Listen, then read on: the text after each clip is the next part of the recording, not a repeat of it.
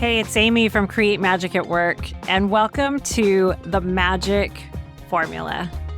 I've teamed up with John Nieters from Test RX MD to bring you exactly what you've been asking for.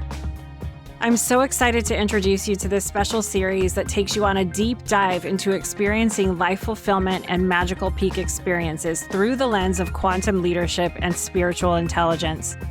In this series, we'll explore powerful practices to help you embrace your full spiritual self as a leader and harness your energy for peak performance. People everywhere are seeking these magical moments that elevate their lives and work, and we're committed to delivering just that. Trust me, this series will not disappoint. So come with me and let's dive into the Magic Formula. Welcome back to the Magic Formula. You know this show is all about unlocking your highest potential. And today, we're covering two of the most important pillars that affect every part of your life: holistic well-being and connection. Because here's the truth: you can't thrive alone. Even if you're taking care of your body, mind, and spirit, if your relationships and community are toxic, draining, or non-existent, you're still out of alignment. And I know this is something that we like to talk about a lot, so we're going to dive right into it. Okay, John. So if we're talking about holistic well-being and connection today, let's dive right in. What are the 5 biggest mistakes in well-being and connection that people make? So, number 1, treating well-being like it's a solo project. People think they have to figure it out all alone, but health, growth, and transformation happen faster and more effectively when you're surrounded by the right people. So there's a solution here. So the solution is, as many of you probably already guessed, surround yourself with people who prioritize their well-being. It's contagious. You absorb the energy of those around you. So the same saying that happens to be, you are the product of the top 5 people in your life, you're absorbing their energy. So why don't you put people in your life that are going to be bringing you up instead of bringing you down? Oh my gosh. John, I gotta pause you there. I was just saying this to someone the other day at dinner. Like, yes, haven't you heard that phrase? You are the 5 people you interact with the most, and so choose your close 5 wisely. Wow, that is super powerful. Now I'm gonna hit you with the harder question, which is, how do we navigate that? How do we navigate surrounding ourselves with the right people when we're in relationships and in workplace connections where sometimes things might feel difficult, conflict might arise? Because what I saw in the spiritual community as this grows and different people get into spirituality and different things like this, there came to a point where I saw people like not even wanting to interact with another human being because they have negative energy. And then all of a sudden, we're not even being humans with humans, or we're afraid to say something to someone else because then it might trigger them. And so then I'm just not going to say anything, and I'm not going to connect anymore, and I'm not going to reach out because I might say the wrong thing, the whole cancel culture, right? So if connection is one of the number one things that we need for our well-being, we have to surround ourselves with people that prioritize well-being. And we are who the top 5 people are we interact with around us. How do we meet that edge? How do we meet that edge where we're not cutting people off and blaming other people for having negative energy and losing connection in that way? Like, where is that? Well, first of all, you have to understand that you are the master of your own domain. So, yes, there are going to be situations where you're going to have to interact with people that maybe don't have the ideal energy that you want to be associated with, or that you want to make sure that you don't absorb. So there are different practices that you can actually do that enable you to put yourself in spaces that you're going to potentially be interacting with others' energies, but you can protect your own energy at all times. So there are clearing practices, hell, even just going outside and grounding, like just getting those negative ions out of you. Not only does that dispel energy that potentially could be negative, it also helps get rid of free radicals and the negative charges that are in your body that actually are the root of aging itself. So not only are you protecting your own energy, you're actually doing a health practice that is going to make you look better and feel better too. So it's almost a no brainer. Now, one of the things that I like to incorporate here is the use of PEMF devices. So you can kind of short circuit things by utilizing these PEMF devices. A lot of times mats are the kind of the go-to one just because you're isolating, putting something between yourself and the ground to enable you to have this resonance reach every part of your body. Because when you lay all the way down, that surface area is a lot bigger than just your feet on the earth. What if you could instead lay on the earth, which is even more effective? Okay, so for those of us that don't know, what is the PMF? PEMF. PEMF. Explain what that is for those of us that don't know. So a lot of people have probably heard of EMF. So that's electromagnetic frequency, right? And a lot of people have heard how like 5G or Wi-Fi or some of these like EMF signals can be harmful, right? There are a subset of frequencies that can be harmful, but you can also use frequencies to help you. And that's where PEMF comes in. So the P just stands for pulsed. So you're just pulsing an EMF frequency, which ironically is exactly what 5G is doing. And the reason that that's so harmful is because you're taking the same stance, just like PEMF for a mat, but it's the frequency that you're pulsing that is so harmful. So the 5G has specific frequencies that are very harmful, and the pulsed aspect makes it so it penetrates into your body much further than if it was just a continuous signal. And that is the main issue here. And that's why so many people have issues with 5G specifically, because of that pulsed aspect of it. Now, what if you could take the principles there that make the 5G signal penetrate so deeply into human tissue, because again, of the pulsed aspect, but what if you could shift that frequency to being something that's helpful? So, for example, instead of taking that frequency, what if you took the Schumann resonance, 7.83 hertz, and pulsed it? What do you think would happen? So that's the resonance of the earth. That's when you go and ground, you take your shoes off and walk barefoot on, grass or anything. That's the earthing principle. You're aligning with the 7.83 hertz. Now, that doesn't mean that's the only frequency that you could use. That's just the first one that I chose. And normally the place where people start, because it's pretty easy. And then you can shift it from there. Okay, so the PEMF mats replicate this grounding feeling of earthing, the pulse of that 100%. technically. Okay, this is where I was going with this first mistake that people make with well-being and connection, and talking about not doing it solo and making sure you're surrounding yourself with the 5 people that you want in your life that uplift you. What I was trying to call out with that was, I don't want us to get to a point where we are losing connection with others because we think they have negative energy, because they're going through a hard time, or because something maybe that we're viewing as quote unquote negative or drama or catastrophic happened in their lives. And then all of a sudden we are like, oh, they're drama. I don't want to be there for, they're not my top 5 anymore. I'm just taking this all the way out. And I'm wondering if we show up for others and not treat well-being like a solo project, like you're saying, biggest mistake is to treat well-being like a solo project.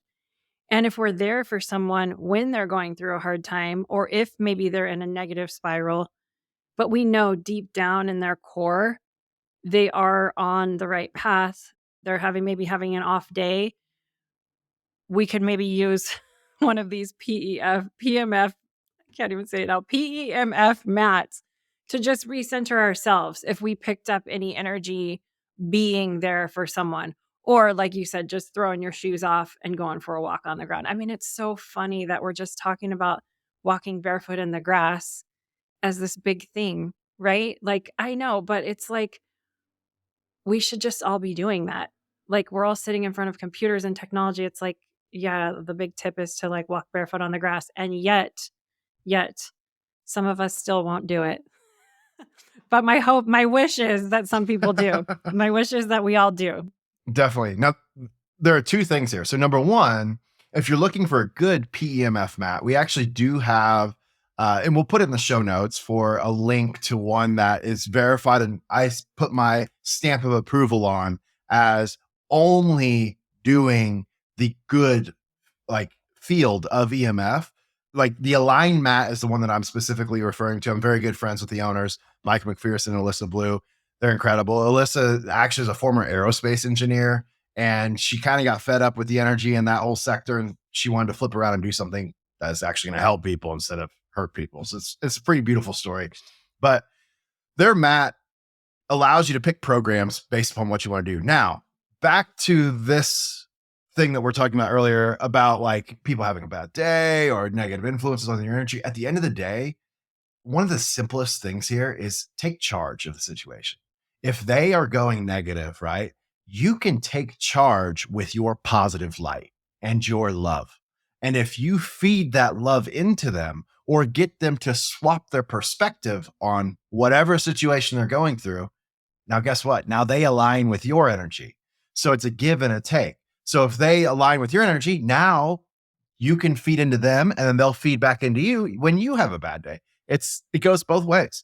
So understand that, yes, of course, there are always going to be those people that are drama queens, that are always negative Nancy's and all of that. I get it. It happens. You need to distance yourself from those people for sure, because no matter what you do, they're going to take anything you do and manipulate it to be negative. And if that's how they want to live life, by all means, they can live life however they want. That's not how I want to live life, though. I'm assuming if you're tuning into the show, it's likely not how you want to live your life either. So instead, that's where you distance that small subset of people, which I promise you is a very small subset. Most people want to see the good in life, and instead feed into people that are going to reciprocate that back to you when maybe they're having a better time, or maybe they just needed to see the situation a little differently. Maybe they're just in a rut because they're viewing it from, a singular perspective, but maybe there's another perspective that may end up completely changing their mind state. You never know. You never know what people are going through. Which is why one of the 5 biggest mistakes you're sharing is not doing it solo, because when you connect with someone else and someone else gives you a different point of view or a different way to frame it, then it shifts your perspective. So that's why the connection piece is so important. And then you covered another mistake. We kind of covered it, which is being in the wrong environment.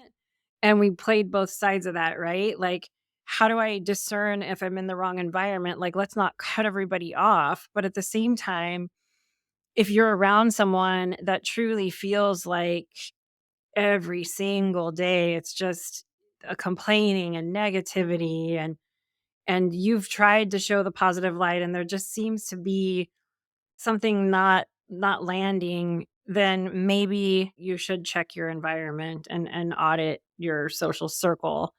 How do you think that fits in?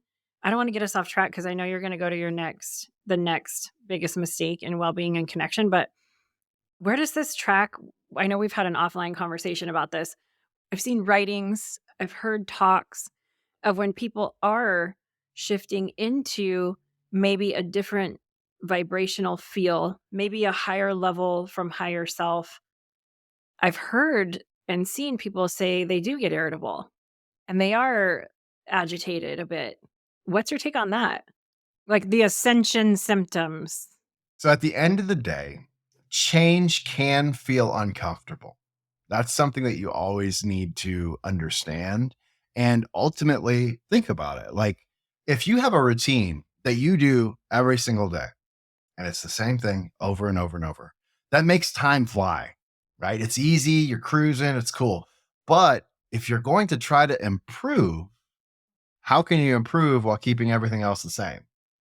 Doesn't really work like that. So if you're going to change something, it's going to feel foreign. There are going to be some quote unquote growing pains that go along with that. But that change is to better not only yourself, but potentially your environment, potentially your family members, potentially friends, acquaintances, whatever, people that you interact with on a daily basis. So not only when you talk about resonance that we've covered on the show already, and you start understanding that your energy ripples out as you truly affect, primarily your family is always going to be the number one thing you affect because you're energetically intertwined with them, friends as well, coworkers. There's a lot of people that you can affect just by changing not only your energy, but your perspective on life too. So if you're always in the continuous growth mindset, self improvement, not only yourself, but others as well, leaving the environment better than you found it. You walk around and you see litter on the ground, you pick it up. I mean, you're doing things that create a better space for everyone. That's going to rub off to other people. It literally is a natural law that resonances are absorbed by others. Whether it's positive or negative, it doesn't really matter. That's not necessarily the way that I would look at things. I would look at things as it just is that way. This is the way that a person's energy is. And how you deal with that is ultimately up to you. You are the true master of your own domain. So if this is their energy, what are you going to do with it? Are you going to reflect it back to them if that person's in negative Nancy to where it doesn't interact with you at all? Are you going to be empathetic and tune into them and actually be there with them because you know that they're just having a bad day? Maybe they just had a loss in their family or something crazy that happened, and you just need to be there to support them. Like, not everything is always just, fine and dandy. Life has its ups and downs. It's just how you navigate those waters is ultimately what happens. It's not the hand that you're dealt that matters. Even in poker, it's how you play the hand that matters. And that's how you get ahead. So that's truly what matters. Love it. Not the hand you're dealt, but how you play the hand. I love that. Yeah. So we've got 3 more mistakes that we make with well-being and connection. We've covered treating well-being like a solo project, putting yourself in the wrong environment.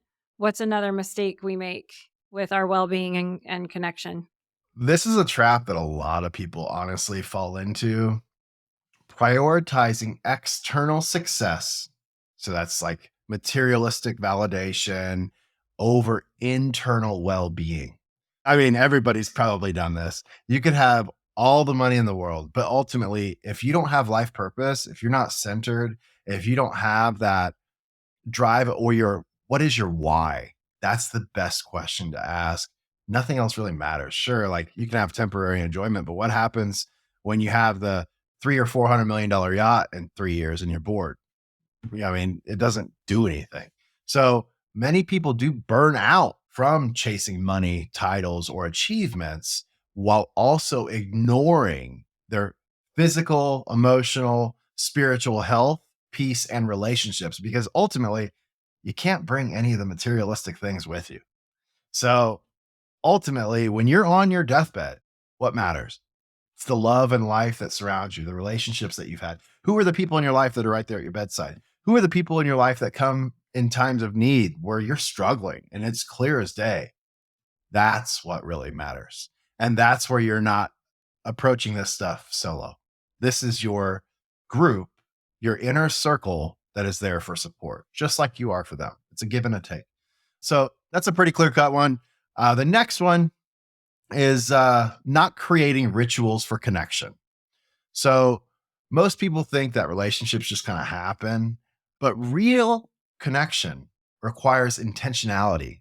And we've talked about intention on this little mini series before, but the solution to this is building up rituals. So building up daily, weekly, monthly rituals for deepening your connection. Family dinners, mastermind groups, wellness retreats, hell, golf outings, shooting trips, fill in the blank, whatever brings people closer together. These are things that you want to nurture with regularity because every time you stroke that chord, you're getting closer to someone, which is a pretty beautiful thing. And the last one is not knowing how to build a powerful network. Most people network completely wrong, to be honest. They chase surface level connections instead of building that deep, meaningful connection. What's it matter if you go to some networking event and just get 100 names, right? How much more powerful would it be if you had 5 names, though, that you literally spent, let's say, a day each with? You're going to build a much longer, lasting, and more meaningful relationship with these people to where potentially you're going to close many more business deals if it's about business, or if it's about personal relationships, you're actually going to get to real conversations that really matter, not just the small talk. It's going to be a lot more meaningful. So it's about quality and not quantity. here. And just always remember that. So the solution here is the best connections often come from service to others, curiosity, and authenticity. Stop trying to get and start giving. So again, it's a spiritual energy exchange. When you put energy out into the universe, it normally comes back around to you amplified. So if you're scamming people or doing negative things, guess what? It's going to come back and bite you in the ass. Now, if you're putting good energy out there, that's going to do the same thing. So always be mindful of kind of what you're putting out there. It makes a big difference. Yeah, the law of giving and receiving. Yep. So good. Okay, so we've talked about the 5 biggest mistakes for well-being and connection. Let's talk about some other things along with that. I kind of want to go to the spirituality piece of it and maintaining our spiritual well-being if you're open to going to that. Because one of the skills in the 21 skills of spiritual intelligence is aligning with the ebb and flow of life.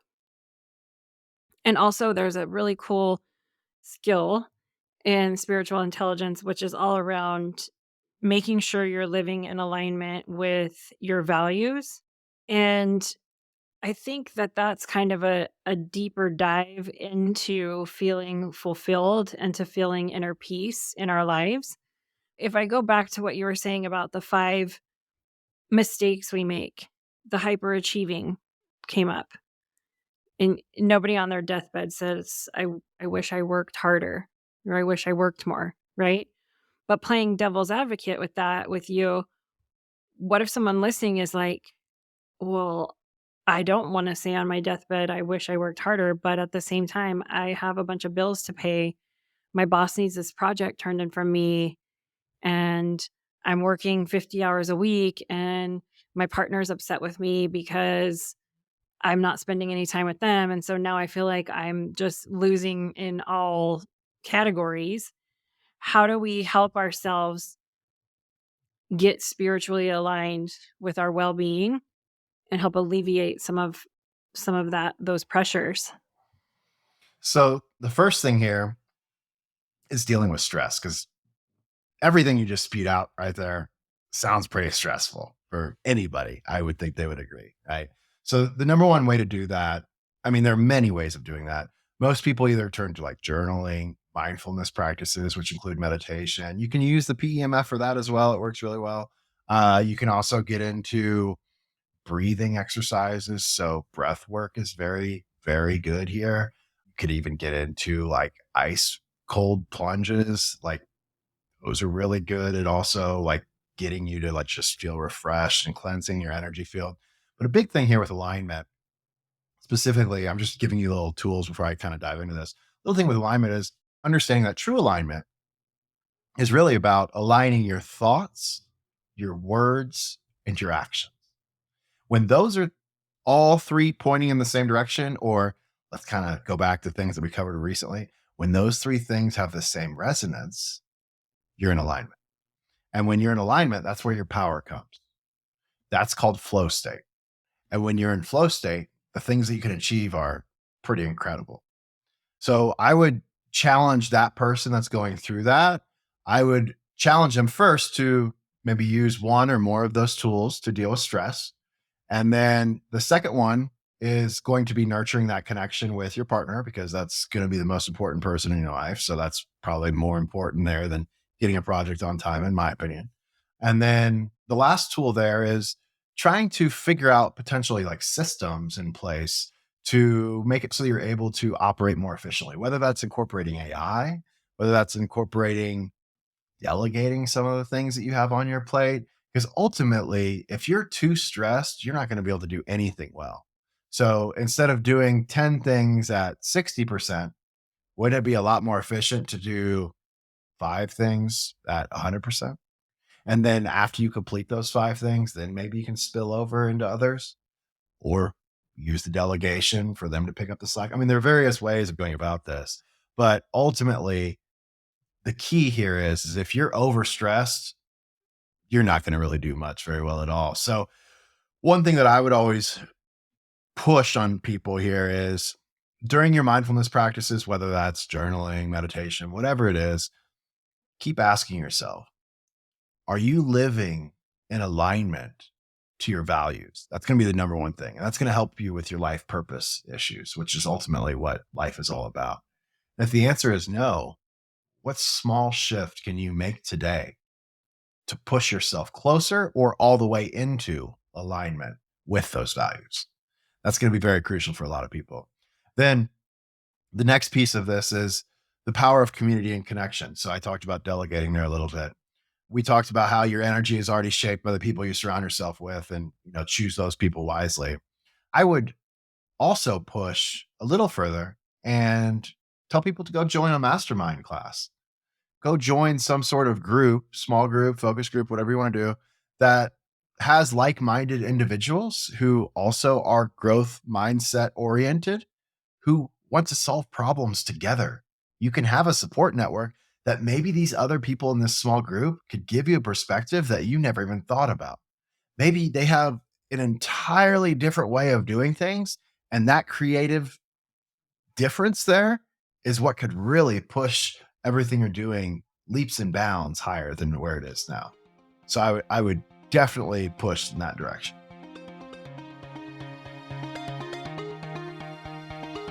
Hey everyone, we hope you're enjoying this episode of The Magic Formula.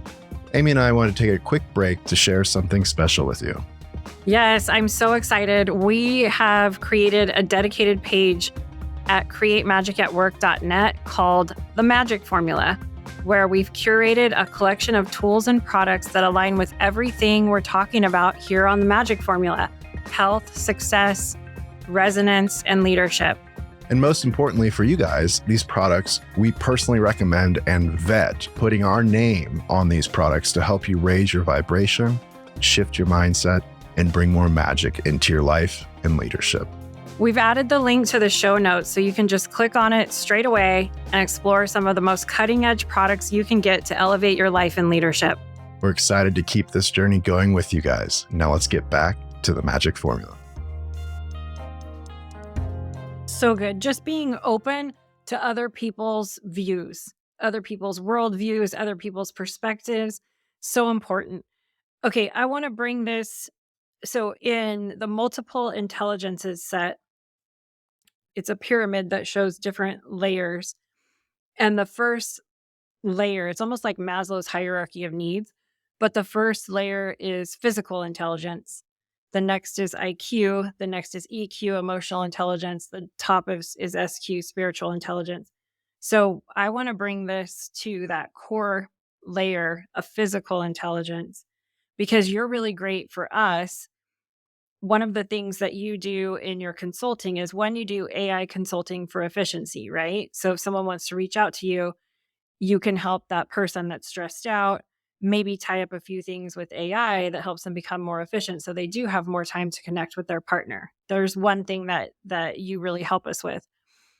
The other thing that you're really helpful with is consulting on resonance and frequency with something like the PEMF mat, which everybody listening, check the show notes because you can grab one and you'll shift your vibe right there, right? So let's talk about the body. And this is something that you personally do with people in one-on-one sessions. You recommend different things they can do to help shift into feeling better. So that's your physical intelligence. And when we shift our physical intelligence, it makes it a lot easier to access our higher self, to access the top of that pyramid, which is spiritual intelligence, or to access that line to your higher power, if you believe in one, a little bit more easily because your physical body doesn't feel just like heavy energetically. So I'd love to kind of like go into this final piece of this talk, hearing from you on what we can do for the body. We're hitting a really high level of physical intelligence to make it easier for us to be in that spiritually higher self space. Yeah, I definitely want to address the mind too after the body, but Okay, let's count the mind with the body. okay, yeah, we can do both. So the biggest thing here is think of your body as a system, right? If you're putting garbage in and you're hoping to get anything but garbage out, probably not going to happen. So the first thing is nutrition and supplementation. So you're either taking the opportunity to ingest food as a fuel source, or you're taking in food for some other reason, which is probably not ideal. Those are going to be a lot of like, cookies and all sorts of crazy stuff that people eat nowadays. So understanding that every bite you take is either feeding your health or it's fueling disease and even potentially cancer. There's a lot of stuff in our food nowadays and all those processed foods, so unhealthy. And they literally create cancer. It's insane. So the first thing I would say here is upgrade your diet. Eat whole foods, stay away from processed foods, junk foods, and hydrate properly. Get rid of the sodas. It may be a little bit difficult for the first week, 2 weeks, but honestly, after a week or two, when you've actually flushed all that out, you're going to really thank yourself. You're going to feel a lot better and you're not going to have the blood sugar highs and lows like you do when you eat candy bars or drink pop all day. And you're just going to feel better in general. The next tip here is you need to be moving. So movement and energy flow is crucial. How can you expect to be in any state of mind that allows you to connect with your higher self if you're not able to move or push energy? Because if you can't push energy, ultimately, you're not going to really be able to connect with anything in your higher self. So easy tip here. So your body was designed to move. Literally, we were created to move. So sitting all day long at a computer screen is destroying your energy and your focus. Those are hand in hand. So the solution here, it's pretty simple. Yes, you can go to the gym, get your workouts in. I completely agree with all of that. But a simple solution that you can put in place literally today is just move every single hour at the bare minimum. Stretch, walk, do breath work. Every time you do breath work, you're pushing energy by definition. So those three things can really help a lot. Next is going to be sleep. If you're pushing your body, especially if you're doing workouts and you're really pushing yourself, how do you expect to recover for the next day that you can push yourself? You have to get sleep. And this sleep is so crucial because this is the ultimate recovery tool. And this is also the time when you're able to tap in to your dreams, which ultimately is a message most of the time from your higher self or other places that can help you. So fix your nighttime routine. That blue light, the endless scrolling on your phone or sitting in front of the screen of your computer on your bed, horrible for the last, I'd say at least 60 minutes before you go to bed. Ideally 2 to 3 hours, but bare minimum, try to cut it out at least for 60 minutes before you go to bed and get rid of all the light that's in your room. You want to be sleeping in like the equivalent of a dark cave. You don't want any light because that helps that melatonin production get going. And melatonin is a supplement you could take, but that helps you sleep and dream. Super, super important. Okay, so I had a sarcastic joke. I was going to say, what about the 65-inch TV on the wall above your bed? But then it led me to asking another question, which is YouTube and the different sleep. I've used these in the past where I put on the TV on the wall. I'm guilty of the TV on the wall above my bed, but I would use it for meditation. I would use it to play. There's these sleep videos that I could pull up that lulled me into sleep. I've since stopped using those because I felt like the frequency was causing me to have more anxiety than actually putting me to sleep, which I thought was interesting. I was listening to my body and it wasn't helping me. That shift was interesting. I was just wondering if you had any thoughts on that. People maybe using the Calm app before they go to bed to tell them a story, different things like that. Just any thoughts on that? Yeah. So there are a couple things there. So if you're dead set on using some of those things on YouTube, I would give you a couple pieces of caution here. Number one, understand the sourcing. So you have to be aware of people's intentions behind these channels because if they don't have the purest of intention, they can be influencing you in your sleep routine, which is not a good thing. Number two, if you have checked that box off and you feel like you have a good one that you resonate with, the best thing you can really do is go into your settings on your TV and turn the display off at the very least. And if you turn that display off, at least you're only having the audio side. So that can be helpful for that subset of people that feel like they found that. Now, there are other apps though, like Calm is one. There are other apps that I would suggest before even using YouTube for this, because again, you aren't necessarily aware of people's intentions. You can get into like Endel is a really good one. A Better Sleep is a really good one. I like Endel because it sets like soundscapes and you can kind of like tweak the soundscape to how it like benefits you. The other one too to incorporate here is breath work. I mean, there is a lot of science that backs like you can regulate pretty much every aspect of your body with just breath. Like in terms of circadian rhythm can be induced and all sorts of stuff, even treating anxiety. You've probably heard of people like talking about, okay, before you respond to something that potentially is triggering you, stop, count to 5, and then respond. That little pause there helps you process things without being triggered. But I would take this one step Yeah, further. the practice, the pause. Exactly. Exactly. So I would take this one step further. So if you do a breath technique where you have the exaggerated exhale, what I mean by this is maybe inhale for 4, exhale for 8. And you do this, that exaggerated exhale puts your body in a parasympathetic state that actually relaxes you, gets rid of anxiety, and will just ease you right on into sleep. It literally slows down these processes. It's honestly one of the techniques that agencies are taught to even defeat like lie detectors to keep certain involuntary body responses under control. Because one of the things that you can always control is your breathing. It's very simple. So breathing is very crucial. Yeah. Thank you for sharing that, Joe. I got one more question for you. If moving our body was designed to move, I just heard an expert doctor on the Mel Robbins podcast saying aging does not have to be deteriorating. And we need to stop thinking about that. And it's because we were designed to move. Everybody says move, get up and walk. You're designed to move. Sitting all day is destroying us. Why is our work designed to be sedentary? Why have we as humans designed our workspaces around sitting all day, staring at a screen? How have we gotten to this point? This is a system we're in now.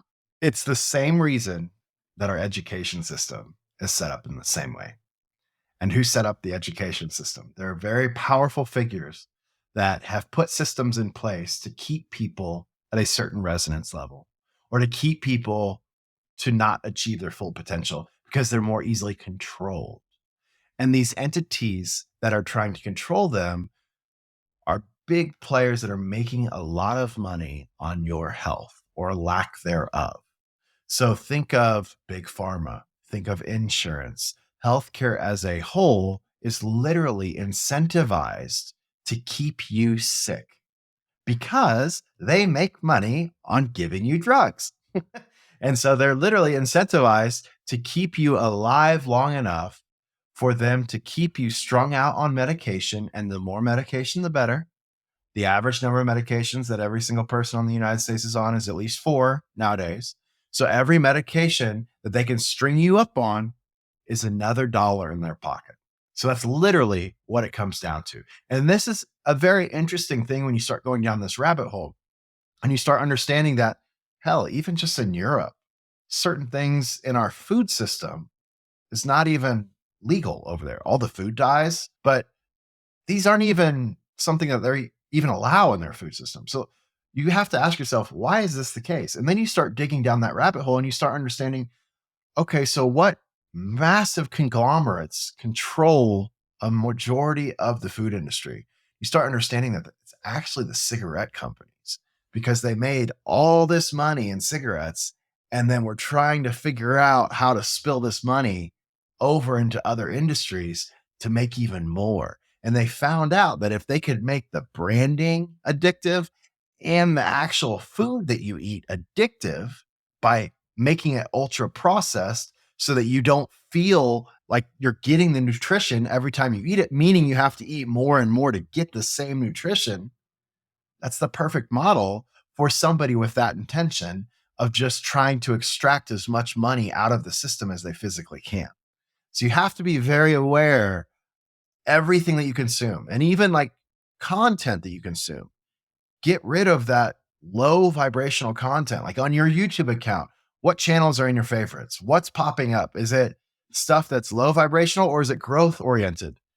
Be very cognizant of these things. Very, very powerful. So I asked why. And my next is like, how do we break this? How do we break this system that we're all in where we're sitting all day? If that's the system that we are in is aging us and killing us, yet it's giving us money to pay our bills, just to be super simple about it. How do we break that cycle?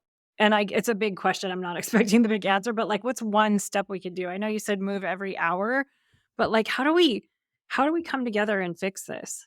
So ultimately, we're going to have to look at some of the systems that are in place and redesign them from a policy standpoint. So this is where you have to kind of get legislature involved, which is kind of disheartening for a lot of like the average American because you feel like you don't really have a say there. But ultimately, you can do things within your own power to affect your own life. So we did talk about moving. We also didn't really dive into this episode, but there are holistic ways of still attaining the same results as some of these pharmaceutical medications. But a lot of this research is hidden because they don't want you to know about it. They want you to know about their fancy drug that is going to cost however much money a month. Now, things that are as simple as even just straight up mindfulness practices or journaling, these help keep that cortisol level in check, which is a big, big factor with overall well being and health. If you can keep that cortisol in check and you're moving, you're going to solve a lot of your health issues that you're going to potentially. Obviously, food is another big subject here that you need to make sure that you're looking at ingredients on the foods that you buy. This is how you can also vote with your dollar. Who do you want to support? If you're just going in here, and that's what America's built on is the capitalistic society. So you have to vote with your dollar, right? So now voting with your dollar, go in and figure out, okay, what are the ingredients that I'm ingesting when I eat Kraft mac and cheese? What are the ingredients that I'm ingesting when I'm eating, I don't know, Chips Ahoy cookies? Like pick any major brand, Oreos, even just cereal. Just cereal is so unhealthy. And it's incredible when you really look at these ingredients. And even something as simple as like folic acid, that's in so many things. You have to get away from even just folic acid. It's not anywhere in nature. It was made by humans and it literally can cause cancer. Yeah.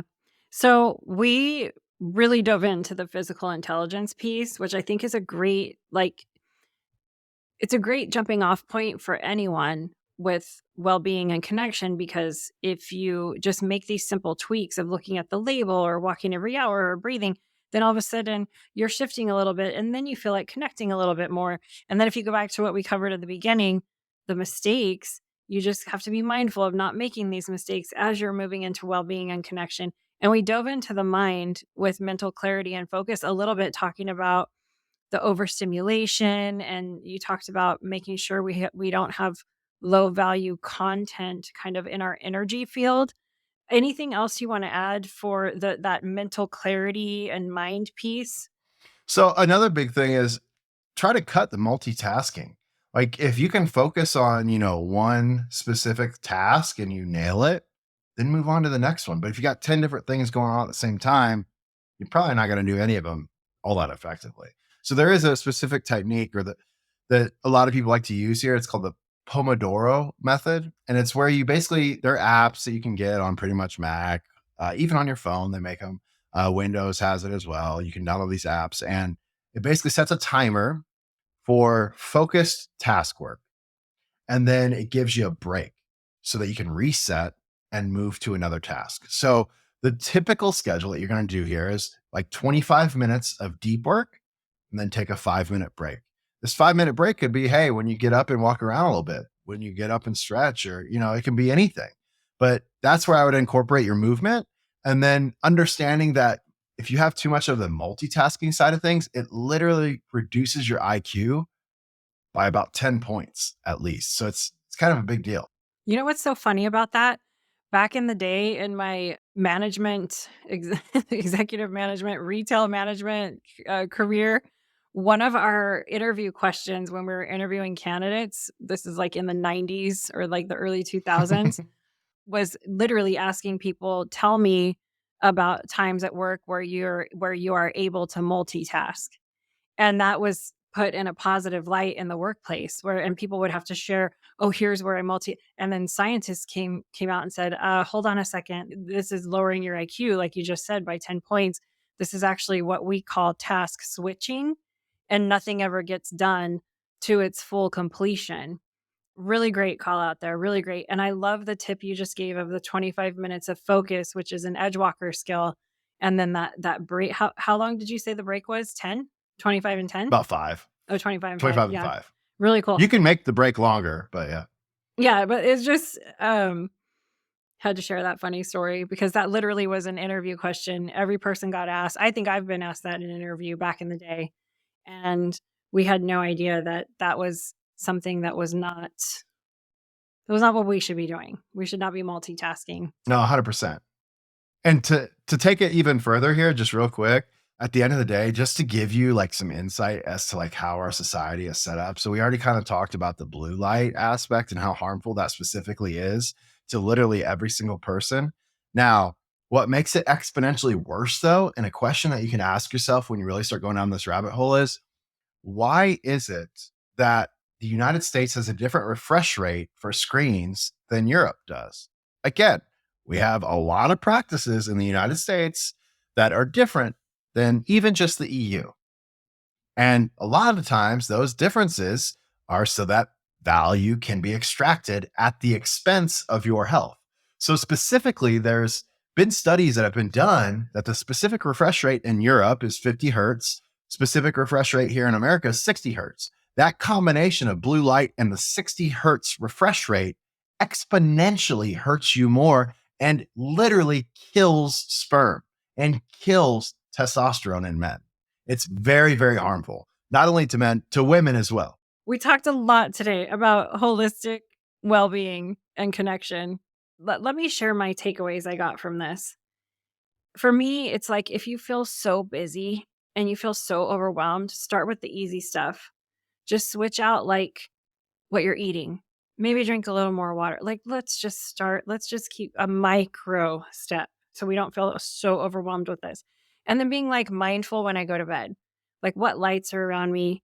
How do I want to feel? What's the intention I want to set for my sleep? Those types of things. The other piece for me is I'm going to keep my side of the street clean, meaning energetically, even if I don't want to get into this blame of someone else has negative energy or this or that. I'm going to ground. I'm going to try that PEMF mat on our Magic Formula website that I haven't had a chance to try. I'm going to go earth. I'm big on energy clearing. I love the tuning forks. I love, different methods with the spiritual mentors on energy clearing. Keeping my side of the street clean first is what really comes to me with everything you've shared. I want to share with everyone listening, if you're struggling and if you're like, oh, I feel this certain way, I don't know what to do, or I'm feeling this, John is your go-to. So click on the link in the show notes. There's so many resources in the show notes. Make sure you reach out to him for a one-on-one. Tell him what you're experiencing, and he will inevitably have an amazing remedy for you. He's super knowledgeable. So I want to share that. Anything else, any final words, John, for everyone today? Well, I mean, thank you for tuning in. We're kind of winding down and getting into the close of this mini series. So I thank all of you for tuning in to listen to the Magic Formula. And it's been an incredible time and looking forward to more incredible times with all of you listeners. So thank you again. Yes, please. Next month, April, will be the final episode of the Magic Formula mini series. So if these episodes are resonating with you, share it with someone that you think would benefit from it and start that ripple effect of well being and connection, like we've discussed in the show today. Definitely. Thank you guys. Bye now.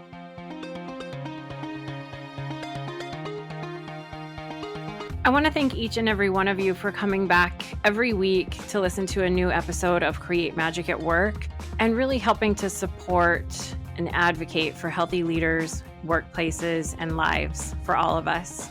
If you want any information on how to connect with me, click on the link in the show notes. You'll get access to all of the social media links for Create Magic at Work. Stay following along for more amazing episodes where we help you improve productivity and profitability in the workplace and decrease stress. Sending magic to everyone, and see you next time.